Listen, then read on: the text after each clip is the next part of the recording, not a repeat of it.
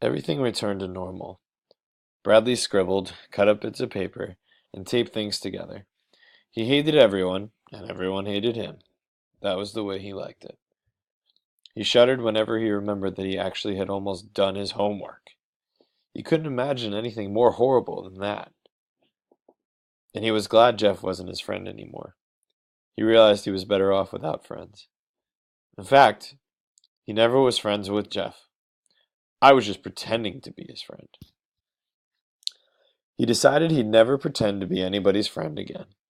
Jeff was normal now, too. That was what he told Carla. He walked into her office and announced, "I don't need help anymore. I have 8 friends now. We play basketball every recess and lunch, and I'm the best player." "Good for you, Jeff," said Carla. "I'm very proud of you." "How many friends have you made?" he asked. "I don't keep score," said Carla. "I've made 8," said Jeff.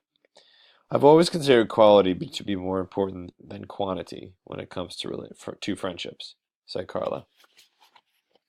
8, Jeff repeated. "And I'm not friends with Bradley anymore either." "I'm sorry to hear that."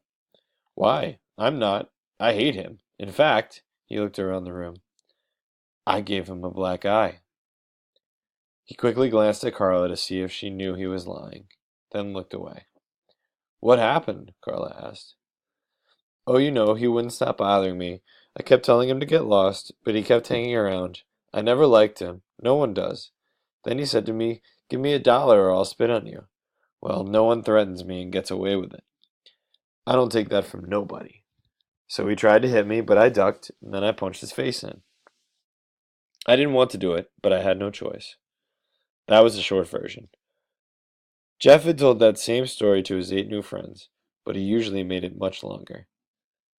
"So I don't think I need to see a counselor anymore," he said, "since I have 8 friends."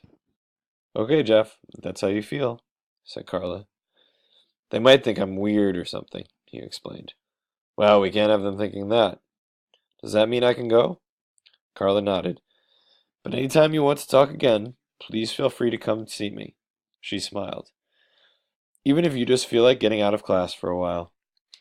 He left, glad to be out of there. On his way back to class, he walked past the girls' bathroom. He stopped, shook his head, and chuckled to himself. It seemed like it was such a long time ago when he accidentally went in there. "I used to be such a jerk," he thought. He smiled a strange smile. He stretched his mouth so wide it was hard to tell whether it was a smile or a frown.